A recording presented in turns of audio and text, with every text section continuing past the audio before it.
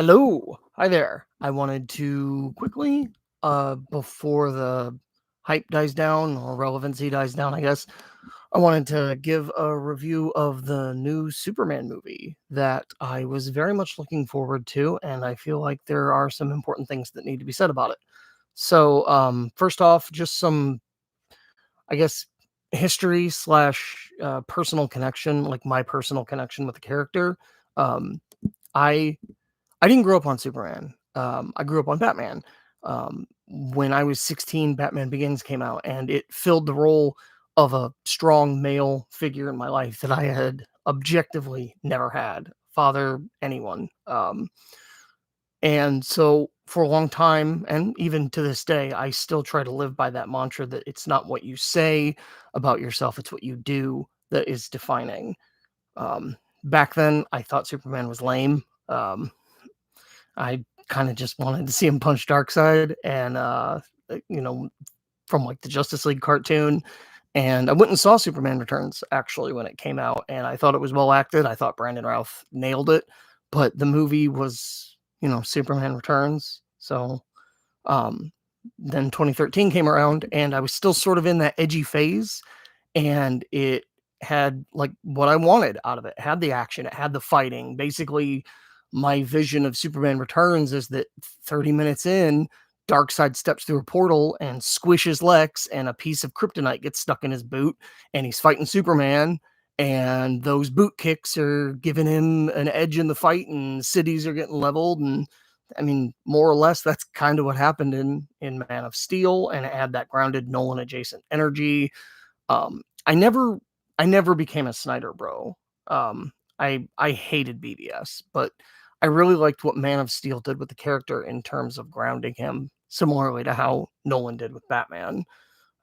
Man of Steel worked for me at the time that it came out, but over time my viewpoint evolved. Life and people change. I became a father, and my edge softened. I no longer wanted Superman to be cool. I wanted him to be a hero. I wanted him to be the good guy. And for the first time in my life, I truly got it. And that's what I wanted. I understood why he mattered to so many people for so long, and why he endures, and why he's beloved. That made me hope that this movie was going to give us a Superman for right now. And, that moral center for what is becoming an increasingly difficult world to live in. I hoped that this movie would show Superman, it would show the world in not just terms of citizens, but powered people as well. Whereas Christopher Reeves was a beacon of hope for humanity, I was hoping Superman 25 would also be a beacon of hope for superpowered people. That the reason there were so many characters shown is that they were saying this is the world. The world is citizens, but it's also superheroes and supervillains and super cops. Um, I wanted him to be that quiet leader by example. And I think the movie hints at that, but never quite commits to it. I think like one moment that just symbolizes the lack of commitment to that idea is when Hawk Girl drops. By the way, spoilers going forward. Just right out the gate, not drops the bad guy country leader. I can't remember the name, Bola, whatever. Um, and I like that it says that not everyone is Superman, but it also pointedly says that these heroes, while they were drawn to this conflict because of him, they weren't necessarily inspired by him. So worse, it tries to juggle all these characters, and none of them land for what I think the message was potentially supposed to be. I don't think it had to be my message, but I do think that that was in there, and that it wasn't. It just didn't stick. And part of that problem is that there are just so many teams, groups of people in this movie. We've got the Justice Gang, Lex's crew, the Daily Planet. They got the factions from Baravia, and Jarhan-Pur.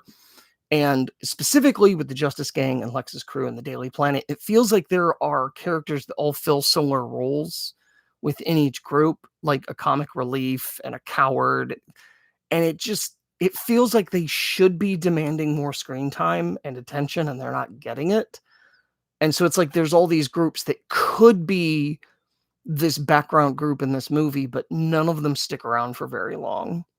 None of them get the meaningful focus that they need. The quirky moments show up and then vanish, and the characters vanish with them. I think you could have made this work with smarter balancing, but instead it just comes across as clutter. Speaking which, those characters, they end up going nowhere.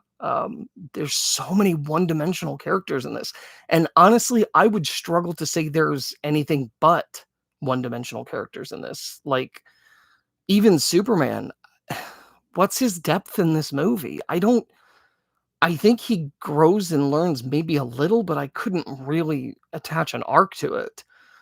These characters, so many are introduced like they're going to matter, and then they just don't. Like, I think a good example is the glasses guy with the thick bottle cap glasses that work for Lex.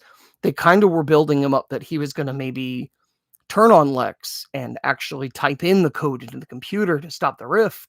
But instead, he just points at the computer and Mr. Terrific does it. It's like, why did you even have that guy? You could have just had Mr. Terrific look over and see that that's the computer that has, the code in it. And he just goes for it. That whole, and I know it seems nitpicky, but there's so many of those little moments and characters that just make it feel like, why are you throwing these things in here? The characters end up being set dressing that could have just been set dressing instead of, being disguised as subplots. If you're not going to have them grow or really affect the story, then why are they even there? So I think this movie had no emotional center, and I think it deceives you into thinking it has an emotional center, or moreover, several emotional centers, but it doesn't actually. Who are we actually supposed to care about in this movie? I think it should have been Crypto, judging by the ads and the way it started. But he's framed as that emotional hook, but he's just kind of annoying. Like, Superman doesn't even like him, and I don't think it's because he's CGI that I don't like him, because I liked Rocket. Rocket was a CGI animal. I think they just made this dog, for me personally, and I would be willing to bet a lot of people, unlikable. Lois, she's never in real danger, and I don't think she necessarily needs to be, but there's no other real connection with her and anything that's going on, like, thematically or emotionally. The one time she is in danger, Mr. Terrific saves her. The romance is sort of, it's stale. Like, they touch on it in one scene and then basically do not come back to it until at the very end, and that's weak. The people, like the people of the world, we don't know them. We know that this country is being invaded, but the only people we really have a connection to are all these in and out characters that feel like they're supposed to matter more than they do, and they're so caricature that I can't see them as the people that Clark is fighting to save. Even the Flag Kid shows up, but he's just a symbol. We don't see him before that or after that, I don't think, at the very least. He's not a person. And because there is no emotional core to any of this, there's no real risk. There's no stakes for the audience. There's no tension, at least not for me. Um, so the major themes in this, they're talked about, and this was one of the complaints that people had about BVS. The movie wanted to deal in big ideas, but it only wanted to talk about them. And when it finally did get to the point where we're actually talking about these things, something happens to cut it off, whether it's the explosion at the Capitol building in BVS or Crypto attacking Lex and cutting off his speech at the end. Lex and Superman's philosophies are just talked. They're just said. Lois's fear of emotional intimacy, she says it, but it's never touched on again, and it's just gone without resolution. Krypton, the injustice of their old ways and what it could have done to Earth. It's a huge concept. You just told me that Jor-El sent Superman to be a ruler, and you're going to gloss over that through a cell phone footage that's shown to friggin' the masses and to Superman, and that's it. That's the end of that. They sort of touch on it again at the Kent's house, but it's just It's so thrown away. Superman has supposedly has this ideological clash with the world, but we never see the impact of that. None of that matters. None of it comes around. He just, I guess, earns their faith back, but it's not a moment. It's just unearned and forgotten, honestly. And then the final confrontation, just Lex and Soup shouting their friggin' ideologies at each other. I'm doing this because, I wanted to kill you. I'm doing this because I get up every day and I'm scared. Like, why are you just talking what you feel? That makes me feel angry. It's not drama. It's just noise. So going back to Man of Steel, one of the big contention points after the city gets leveled, which is fair, is that Superman kills Zod. Zod is like, I'm not going to stop. I'm going to kill these people right here. You know what you have to do. And Superman kills him. That was controversial. But what's really ironic here is that in a massively glossed over point, Superman is cloned and he just straight up kills it. Like, nary a thought to the fact that he just pitches his clone into a black hole. He's not emotionally impacted by the fact that he's cloned. The audience certainly is not. In the same scene that we're even introduced to this clone, he's killed. And for an added insult parallel, Zod was a clone. Zod was a Kryptonian clone. So, like, if you have an issue with Superman having killed Zod, and I personally don't, I think it was justified in the movie, and I think the kill here was probably more or less justified, then you also need to have a problem with the fact that he killed his clone in this movie. Just pitched him into a bus into a black hole. Um, and then this clone subplot, that was just wasted. That could have been an entire spine to this movie. And what is Ultraman? Tell me something about him. There's less to him than Zod's second in command in Man of Steel. That it was a huge opportunity to explore identity. There's literally an evil Superman in a story where the entire world sees Superman as evil, and you don't do anything with that. Not a thing. Hell, this Superman could have been doing the bad things they thought. He could have had the harem that they were claiming they thought Superman maybe had a secret harem. Nope. Nope. Dead as soon as we find out.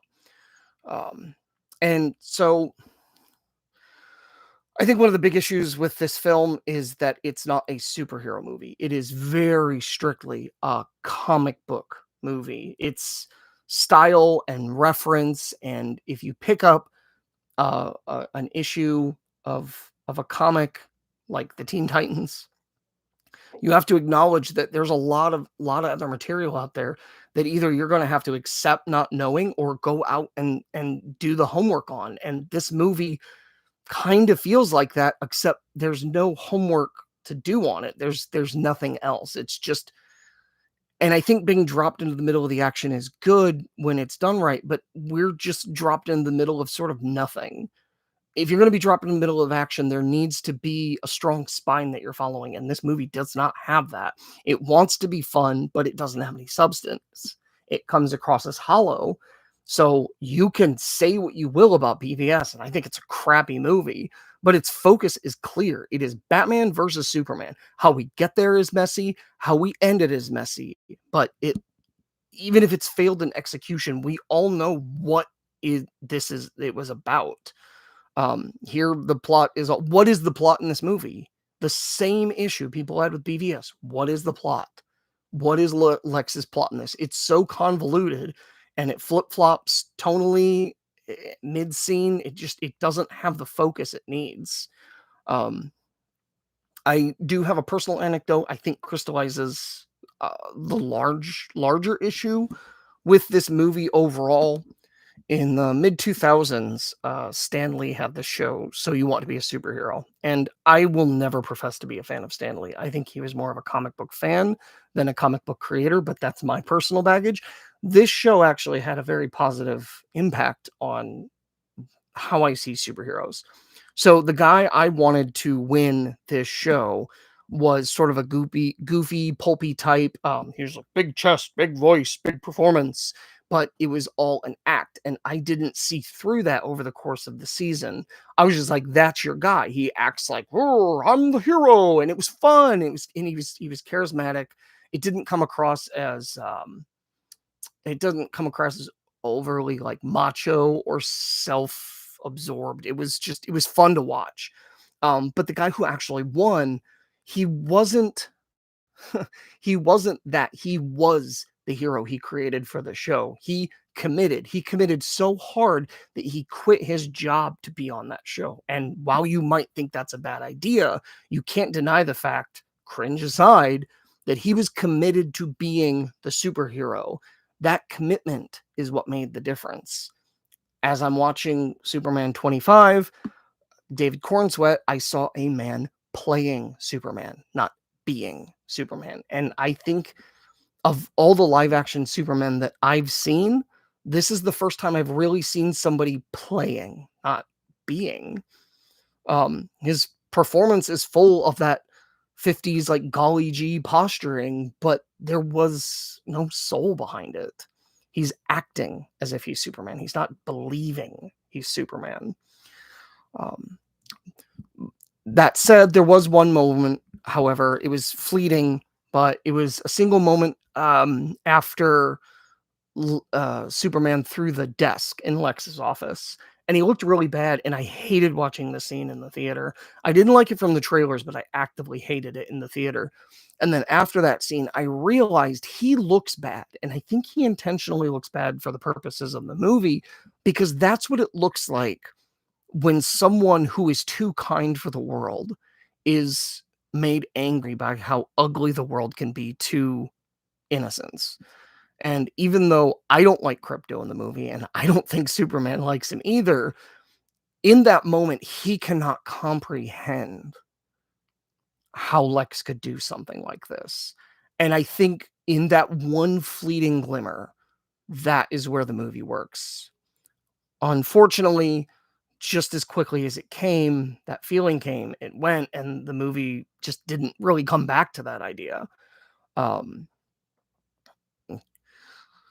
Overall, the pacing on the movie is erratic and the tonal shifts are jarring. What worked for Guardians of the Galaxy does not work here. It was one of my big fears going into it. It was one of my big fears watching the trailers, and it ended up being a problem. The action scenes, I guess, are fine, but they're not memorable. I don't think there was a single scene in the movie where I was like, "Oh, that was cool. Oh, that was awesome."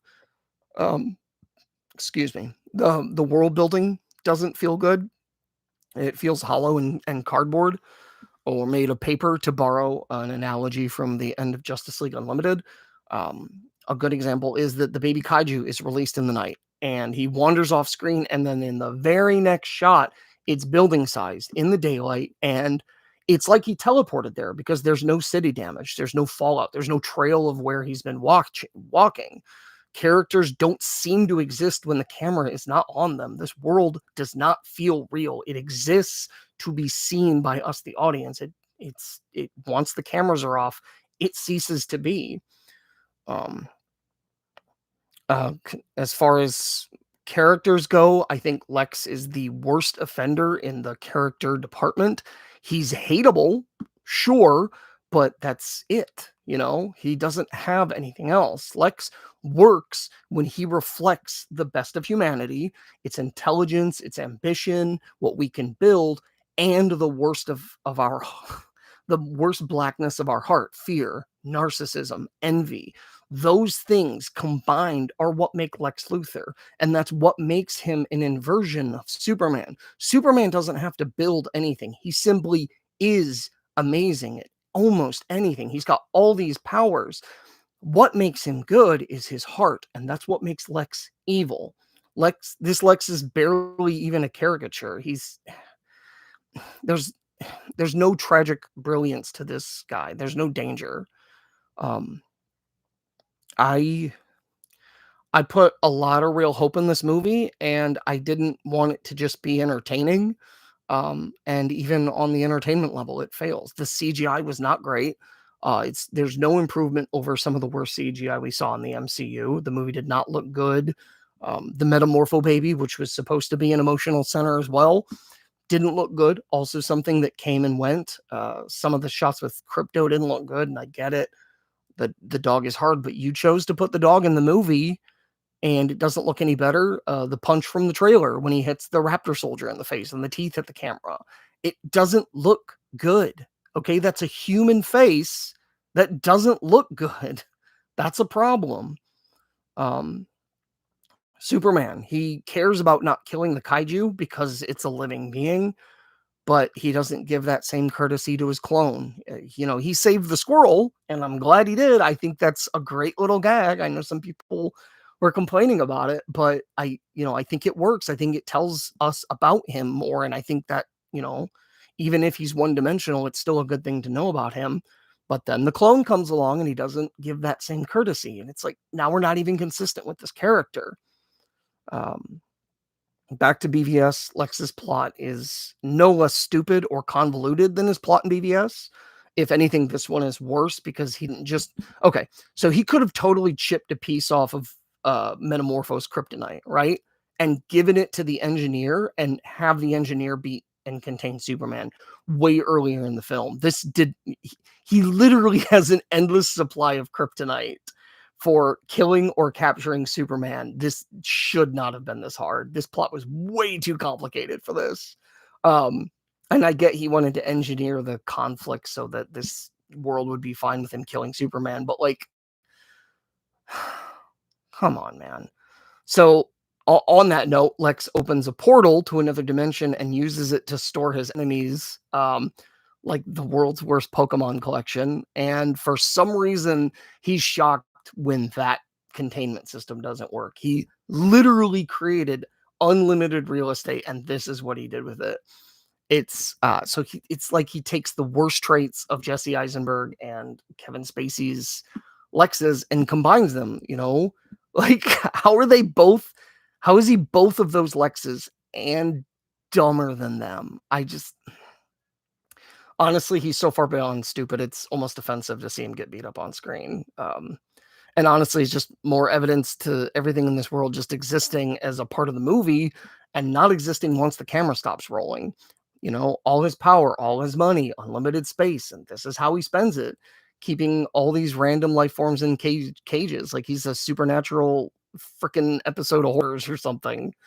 The friggin' what's his name? The High Evolutionary did the same thing in Guardians of the Galaxy 3, but he was way more focused. His plot failed because of his one singular obsession on Rocket. Lex's plot fails because he's an idiot.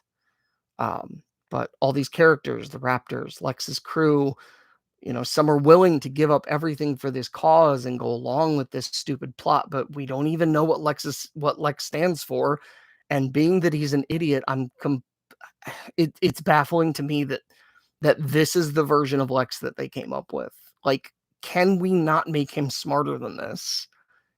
Again, High Evolutionary was a way better obsessive bald bad guy in the execution. Give me that back. Give me back. There is no God. That's why I stepped in. I will say there are some good things in this movie. Kara at the end, she felt real, even though it was just like a quick thing and it was super shallow. She's one of the only characters in this that felt real. It was genuinely good and well shot. Bye, bitch. Like, I love that. That's funny as hell. But also highlights the fact that Crypto isn't even Superman's dog. From, the first scene we all saw back when the first trailer dropped, it was Crypto showing up to drag Superman home. That told us so much that was not an accurate representation of this movie. Other things I liked. I like seeing Bradley Cooper as Jor-El. I like it when he gets work because he's pretty. I also like the idea of the superpowered dog being impossible to work with. Also something that carries over from Guardians of the Galaxy 3. Not necessarily a bad thing, just, Cosmo was better. On a side note, I really like Behemoth, the chicken guy from Guardian. He had like the human teeth and he was a cyborg, and yeah, he was scary looking. McFarlane needs to make a figure of that guy. Like, now. I really want one, please. I'm just looking for reasons to bring up Behemoth. So, I don't know. I guess if there's a takeaway, I maybe we need to stop relying on other people to be Supermen for us. I don't know if that's corny or obvious. I don't know if I'm just getting too old for superhero movies. But I genuinely think this was just a bad movie. And right now, superhero films don't know how to have meaning and depth and hope and also deal with the damage TikTok has done to our collective attention spans. So I don't know. Go out and be your own super person. You got this. You're not alone. I feel the same way. And the best superhero film of all time continues to be Meteor Man. I'm not being ironic. Check it out. It's bad, but it's also amazing.